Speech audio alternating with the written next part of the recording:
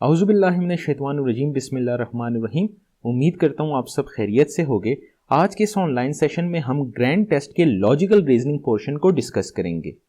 हमारे पास पहला question series and sequence वाले टॉपिक्स में से है और मैंने ये चीज़ आपको समझाई थी कि जब भी सीरीज का क्वेश्चन आएगा उसको सॉल्व करने की सिर्फ एक ही ट्रिक है और वो ट्रिक ये है कि आप लोगों ने जो दो नंबर्स हैं उनके दरमियान डिफरेंस को फाइंड करना है। अगर आप दो नंबर्स के दरमियान के डिफरेंस को फाइंड कर लेते हो तो ऑटोमेटिकली आप सीरीज को प्रिडिक्ट कर लोगे। ठीक हो गया। अब जैसे अगर इस सीरीज को हम गौर से देखें तो हमारे पास साइमल्टेनियसली दो सीरीज चल रही हैं। एक हम लोगों के पास है अल्फाबेटिकल सीरीज और एक हम लोगों के पास है न्यूमेरिकल सीरीज। अब यहां पे f से कन्वर्ट होके क्या बनेगा ये हमने फाइंड करना है और 2 से कन्वर्ट होके क्या बनेगा ये भी हमने फाइंड करना है। अब हम आगे के पैटर्न को देख लेते हैं कि D से हो गया हमारे पास C और C से हो गया हमारे पास B। इसका यह मतलब है कि जो अल्फाबेटिकल सीरीज है उसमें -1 हो रहा है। इस बुनियाद पे अगर F से मैं -1 करूं तो यहां पे मेरे पास क्या हो जाएगा, यहां पे मेरे पास हो जाएगा E। अब हम ऑप्शंस को देखते हैं कि कौन सा ऑप्शन इससे रेलेवेंट है। अब ये ऑप्शन इससे रेलेवेंट नहीं है, ये ऑप्शन इससे रेलेवेंट नहीं है और C और D में हमारे पास दो ऑप्शंस में ई आ रहा है। अगर यहां पे हमारे पास सिर्फ एक ऑप्शन होता तो हम डायरेक्टली अपना आंसर प्रिडिक्ट कर लेते, आगे इसको सॉल्व करने की जरूरत ही नहीं थी। लेकिन अब ऑप्शंस में हम लोगों के पास दो दफा ई आ गया है, इसका मतलब है कि हमें अगला नंबर भी फाइंड करने की जरूरत है ताकि हम सही ऑप्शन का इंतखाब कर सकें।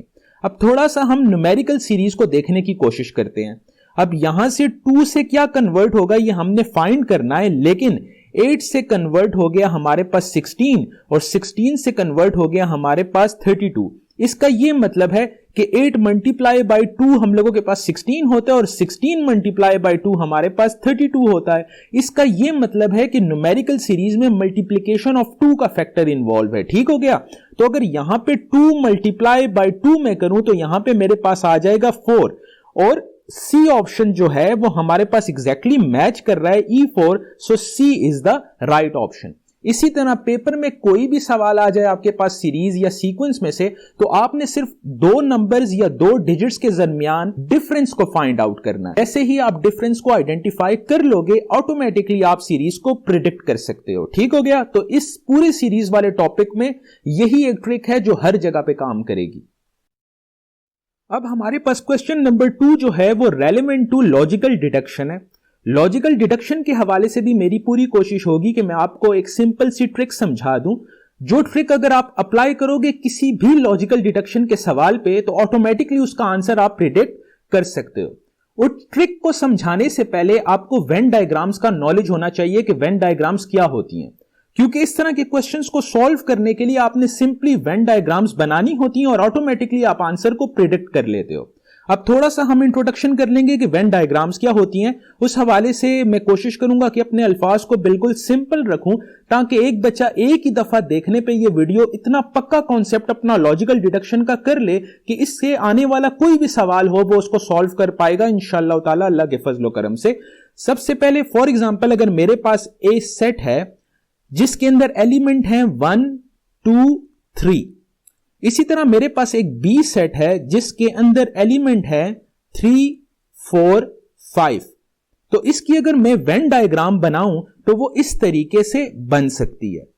ठीक हो गया। ये मेरे पास सेट ए हो गया और ये मेरे पास सेट बी हो गया। अब यहां पे देखो कि ऐसी कौन सी चीज है जो इनमें कॉमन है। अब बी का 3 और ए का 3 कॉमन है तो वो मैं इस जगह पे लिख सकता हूं क्योंकि ये दोनों आपस में कॉमन है, ये दोनों शेयर कर रहे हैं। और जो उसके बाद मेरे पास रिमेनिंग एलिमेंट्स बच जाते हैं जैसे 1, 2 और बी के जो रिमेनिंग एलिमेंट्स बच जाते हैं जैसे 4, 5, वो मैं इस तरीके से लिख सकता हूं। अब इस डायग्राम को मैं इस तरीके से भी बोल सकता हूं कि सम ऑफ ए इज बी और इस तरीके से भी बोल सकता हूं कि सम ऑफ बी इज ए। मतलब ए का कुछ हिस्सा जो है वो बी है और बी का कुछ हिस्सा जो है वो ए है। ठीक हो गया। अब दूसरी एग्जांपल को जल्दी से डिस्कस कर लेते हैं। फॉर एग्जांपल मेरे पास है सेट ए जिसके अंदर एलिमेंट हैं 1, 2, 3 और मेरे पास है सेट बी जिसके अंदर एलिमेंट हैं 4, 5, 6। अगर इसकी मैं वेन डायग्राम बनाऊं तो मैं इस तरीके से बना सकता हूं कि ये ए हो गया और ये बी हो गया। ठीक हो गया। ए के अंदर कौन से एलिमेंट हैं? 1 2 3। बी के अंदर कौन से एलिमेंट हैं? 4 5 6। अब इन दोनों के दरमियान कोई भी रिलेशन नहीं है। इसका मतलब है कि nothing of A is relevant to B and nothing of B is relevant to A. ये एग्जाम्पल 2 हो गई हमारे पास। अब हम थोड़ा सा एग्जाम्पल 3 को डिस्कस कर लेते हैं। अब फॉर एग्जाम्पल मेरे पास ए सेट है जिसके अंदर एलिमेंट हैं 1 2 और मेरे पास बी सेट है जिसके अंदर एलिमेंट हैं 1 2 3 4 5। ठीक है। अगर इसकी मुझे वेन डायग्राम बनानी पड़े तो मैं इस तरीके से बना लूंगा कि जैसे फॉर एग्जांपल मेरे पास सेट ए है जिसके अंदर मौजूद हैं 1 एंड 2 एंड ऑटोमेटिकली यही दो एलिमेंट जो हैं वो बी के अंदर भी मौजूद हैं। तो अगर मुझे बी की डायग्राम बनानी पड़ी तो मैं इस तरीके से बना लूंगा और 1 2 ऑटोमेटिकली ए के अंदर आ गया और जो रिमेनिंग एलिमेंट मेरे पास बच गए वो हो जाएंगे 3 4 5। तो इस डायग्राम को मैं इस तरीके से बोल सकता हूं कि all of A is B but all of B is not A. मतलब ए के अंदर जितने भी एलिमेंट हैं वो बी के अंदर ऑलरेडी मौजूद हैं, लेकिन बी के अंदर जितने एलिमेंट हैं वो सारे के सारे ए में मौजूद नहीं हैं। तो अब जितने भी यहां पे सेंटेंस इस्तेमाल होंगे उनका एक प्रैक्टिकल इंप्लीमेंटेशन मैंने इस डायग्राम के थ्रू आपको समझा दिया है। अब थोड़ा सा हम वापस चले जाएंगे अपने क्वेश्चन की तरफ और हम ये देखने की कोशिश करेंगे कि जो अभी हम लोगों ने 1 मिनट की ये ट्रिक सीखी क्या इसका हमें फायदा होगा या नहीं होगा लॉजिकल डिडक्शन के क्वेश्चंस को सॉल्व करने के लिए। अब लॉजिकल डिडक्शन के एमसीक्यूज का मेथोडोलॉजी ये होता है कि सबसे पहले आपको 2 स्टेटमेंट्स दी जाती हैं जिनको आप कंसीडर करते हो कि ये ट्रू हैं, ये सच हैं, और इन 2 स्टेटमेंट्स की बुनियाद पे आपने अपना कंक्लूजन निकालना होता है कि क्या कंक्लूजन नंबर 1 सही है अगर इन 2 स्टेटमेंट्स को मैं सच मानूं, और उसके बाद क्या कंक्लूजन नंबर 2 सही है अगर इन 2 में स्टेटमेंट्स को सच मानूं। तो अब जो ट्रिक हम लोगों ने अभी रिसेंटली सीखी उसी की बुनियाद पे हम इस सवाल को हल करने की कोशिश करते हैं कि सबसे पहले हमने स्टेटमेंट्स को प्लॉट करना है और जो डायग्राम हमारे पास आ जाएगी उसकी बुनियाद पे हमने देखना है कि जो रिमेनिंग कंक्लूजन है क्या वो ठीक है या नहीं है। ठीक हो गया। तो सबसे पहले हम इसको प्लॉट करते हैं कि ऑल जंगल्स आर टाइगर्स। तो इसको मैं इस तरीके से लिख सकता हूं ना, जैसे मैंने आपको समझाया था कि ऑल जंगल्स आर टाइगर्स। ठीक हो गया कि जितने भी जंगल्स हैं वो रेलेवेंट टू टाइगर्स हैं। ठीक है। लेकिन टाइगर में कुछ एक्स्ट्रा मटेरियल भी मौजूद है जो जंगल का हिस्सा नहीं है। ये हम लोगों ने स्टेटमेंट 1 जो है वो प्लॉट कर ली। अब हम स्टेटमेंट 2 की तरफ जाते हैं। सम टाइगर्स आर हॉर्सेस। इसका यह मतलब है कि जो टाइगर्स का कुछ हिस्सा है वो हॉर्सेस से रेलेवेंट है। तो सम की डायग्राम हमने कैसे बनाई थी? इस तरीके से बनाई थी। ठीक हो गया। ये मेरे पास आ गया हॉर्सेस कि टाइगर्स का कुछ हिस्सा जो है वो हॉर्सेस हैं और इसी तरीके से हॉर्सेस का कुछ हिस्सा जो है वो टाइगर्स हो जाएंगे। अब इन 2 स्टेटमेंट्स को हमने प्लॉट कर लिया। अब ये डायग्राम हमारे पास आ गई। अब इस डायग्राम से प्रिडिक्ट करना आसान हो जाएगा कि जो रेलेवेंट कंक्लूजन है क्या वो सच है या नहीं है। ठीक हो गया। अब हम कंक्लूजन्स की तरफ आते हैं। पहला कंक्लूजन हमारे पास है कि सम टाइगर्स आर जंगल्स। अब ये कंक्लूजन बिल्कुल ठीक है जो इस डायग्राम से वाजे है कि टाइगर्स जो हैं इनका कुछ हिस्सा जो है वो जंगल्स भी हैं। जैसे फॉर एग्जांपल ये सारा का सारा टाइगर का रीजन है तो इसके अंदर आप देख सकते हो कि कुछ रीजन जो है वो जंगल्स का है। तो इस बुनियाद पे जो पहली स्टेटमेंट है वो बिल्कुल ठीक हो गई। उसके बाद हम दूसरी स्टेटमेंट देखते हैं कि ऑल हॉर्सेस आर जंगल्स। अब देखा जाए यहां पे तो हॉर्सेस और जंगल्स के दरमियान क्या रिलेशन है ये वाजे नहीं है। ठीक है। तो अगर इन दोनों के दरमियान कोई कनेक्शन 100% रेलेवेंट नहीं है इसका यह मतलब है कि यह कंक्लूजन हम सच नहीं मान सकते। तो इसका यह मतलब है कि कंक्लूजन नंबर 1 जो है वो ठीक है और कंक्लूजन नंबर 2 जो है वो नॉट रेलेवेंट है। अब इस हवाले से जो ऑप्शन ए होगा वो ठीक हो जाएगा इफ ओनली 1 फॉलोज। ठीक है। सो ए इज द राइट ऑप्शन। अब हम लोगों के पास अगला क्वेश्चन आ जाता है लॉजिकल प्रॉब्लम्स का। लॉजिकल प्रॉब्लम्स के क्वेश्चन की मेथोडोलॉजी भी एग्जैक्टली वही होती है कि आपको 3 स्टेटमेंट्स दे दी जाती हैं और आपको बोल दिया जाता है कि ये मान लो कि पहली 2 स्टेटमेंट्स जो हैं वो ट्रू हैं, वो सच हैं। तो अगर पहली 2 स्टेटमेंट्स सच हैं तो उनका लॉजिक और उनका रिलेशन इस्तेमाल करते हुए यह बताओ क्या स्टेटमेंट 3 जो है क्या वो भी सही होगी या नहीं होगी। ठीक है, तो लॉजिकल प्रॉब्लम्स में भी आपने पहली दो स्टेटमेंट्स को सच मान लेना है और उसकी बुनियाद पे फैसला करना है कि जो तीसरी स्टेटमेंट है क्या वो सच है या नहीं है। ठीक है, जैसे फॉर एग्जांपल यहां पे है, if the first two statements are true then the third statement is. Logical problems के क्वेश्चंस को सॉल्व करने का भी एक सिंपल सा तरीका है, वो ये है कि जो आपके पास रिलेशन बन रहा होता है उसको आप प्लॉट कर लो।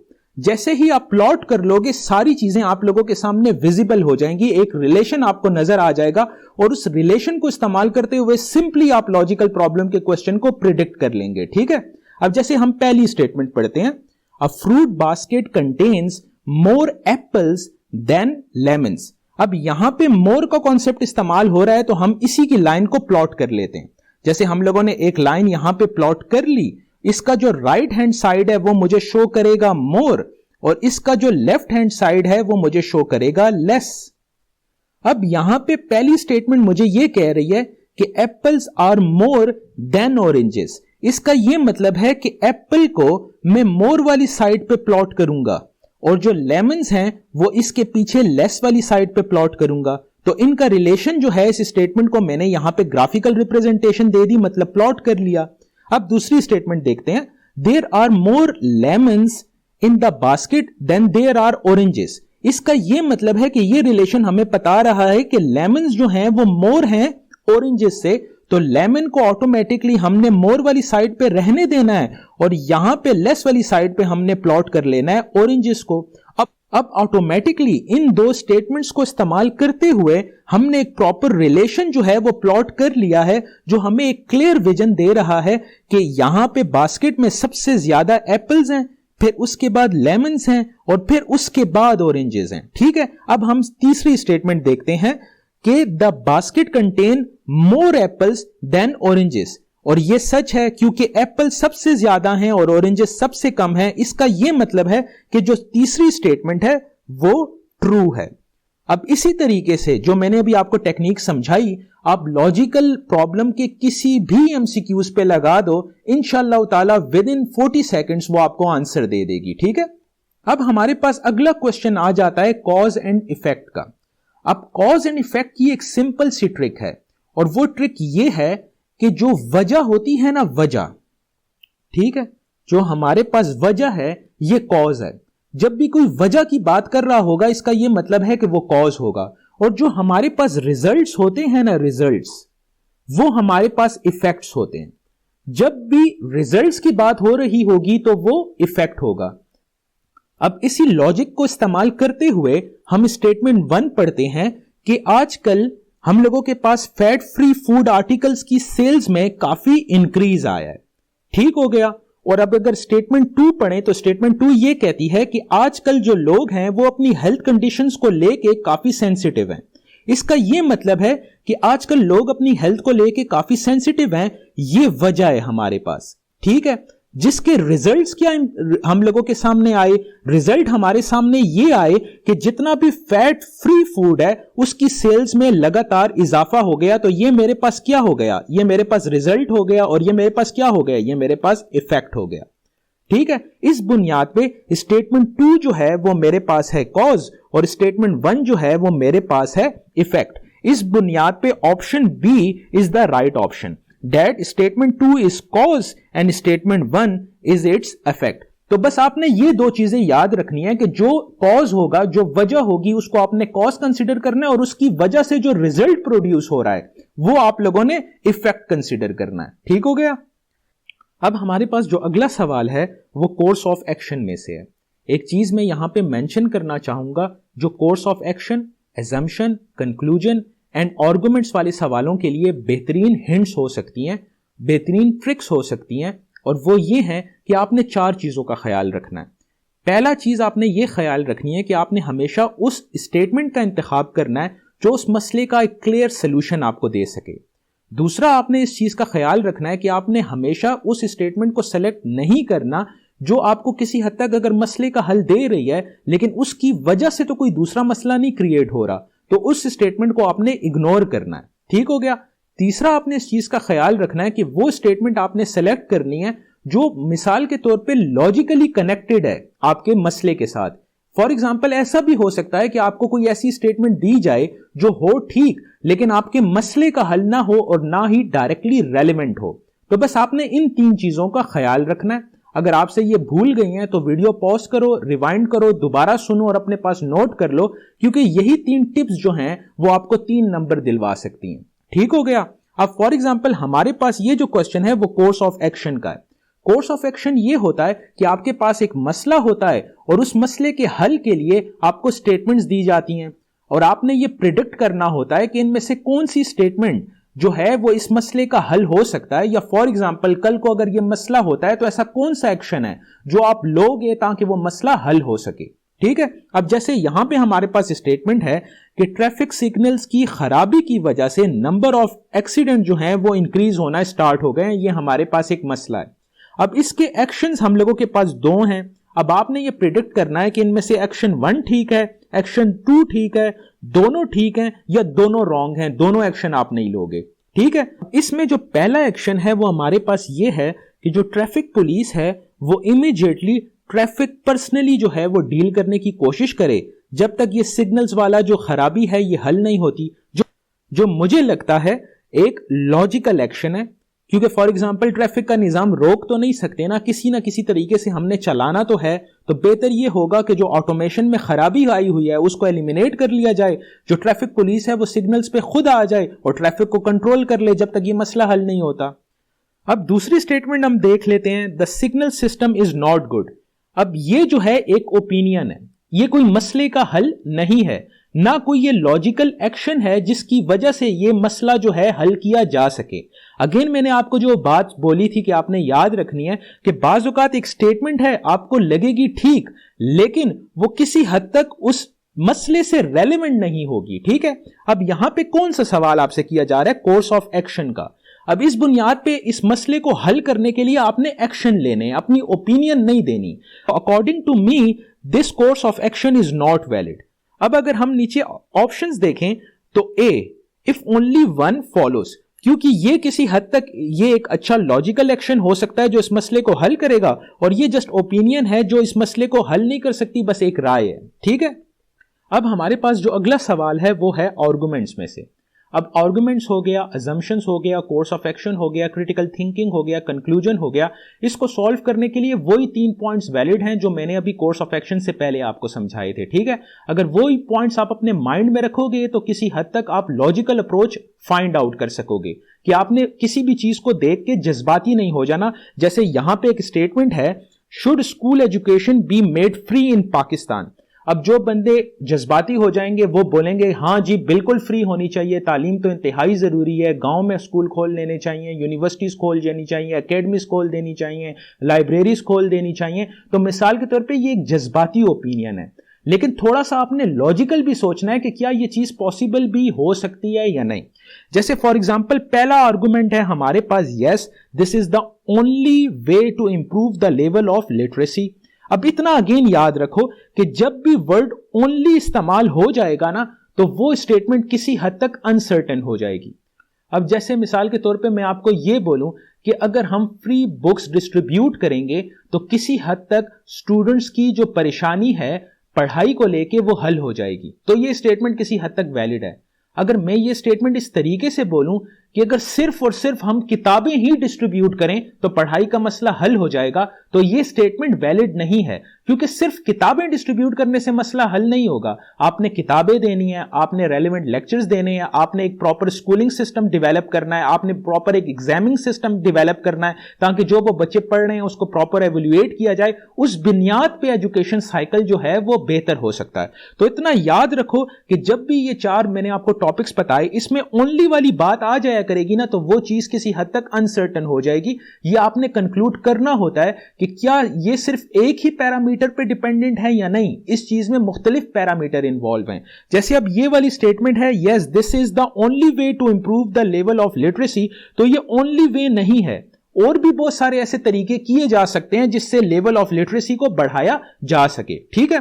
दूसरा आर्गुमेंट हमारे पास हो जाएगा कि नहीं, ये ऑलरेडी जो पाकिस्तान के रिसोर्सेज हैं उस पे ओवरबर्डन भी हो सकता है। जैसे फॉर एग्जांपल हम लोगों के यहाँ बहुत सारे ऐसे लोग हैं जो टैक्स नहीं देते, ऑलरेडी मुल्की खजाना जो है वो जो हम लोगों की बेसिक नेसेसिटीज हैं उनको भी मैनेज नहीं कर रहा। तो अगर हम लोग ये फ्री एजुकेशन इन पाकिस्तान पे काम करना स्टार्ट कर लेंगे तो ऑटोमेटिकली उसके लिए अच्छा खासा रेवेन्यू चाहिए होगा, क्योंकि जगह जगह स्कूल्स डेवलप करने हैं, फिर उसके बाद इंफ्रास्ट्रक्चर डेवलप करना है, फिर रेलेवेंट टीचर्स हायर करने हैं जिनको सैलरीज देनी है, फिर उसके बाद जो स्टूडेंट्स को अगर फ्री एजुकेशन है तो फ्री एजुकेशन में सिर्फ ये नहीं होता कि स्टूडेंट आके पढ़ के वापस चला जाएगा, उसका यूनिफॉर्म हो गया, उसका फूड हो गया, उसकी ट्रांसपोर्टेशन हो गई, उसकी बुक्स हो गई, ये सारी चीजें स्पॉन्सर करनी होंगी। तो automatically we are not in a state कि फिलहाल इतना बड़ा खर्चा जो है वो अफोर्ड कर सकें। तो किसी हद तक ये आर्गुमेंट जो है ये भी लॉजिकली वैलिड है।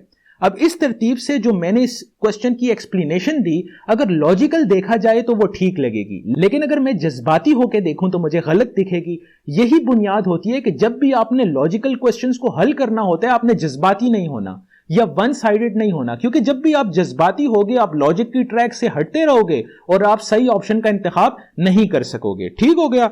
तो इस बुनियाद पे जो स्टेटमेंट 2 है वो वैलिड है और जो स्टेटमेंट 1 है वो किसी हद तक अनसर्टेन है, क्योंकि यहां पे ओनली का वर्ड जो है वो इस्तेमाल हो गया। तो इस लिहाज से option B is the right option if only argument 2 is strong. उम्मीद करता हूं इस छोटी सी डिस्कशन से आपको फायदा हुआ होगा। बाकी जितने भी एमसीक्यूज आपके लॉजिकल रीजनिंग पोर्शन में अवेलेबल हैं एनजीकॉन अकाउंट में, वो सारे के सारे एमसीक्यूज की प्रैक्टिस कर लो। इंशाअल्लाह ताला अल्लाह के फजलो करम से पूरी उम्मीद की जा रही है कि जो भी आपका रेलेवेंट क्वेश्चंस है जो आपके मेन एग्जाम में एक्सपेक्टेड हैं, इंशाअल्लाह उसी से मिलता जुलता होगा। ठीक है, अपना बहुत ख्याल रखिएगा। अस्सलाम वालेकुम, खुदा हाफिज।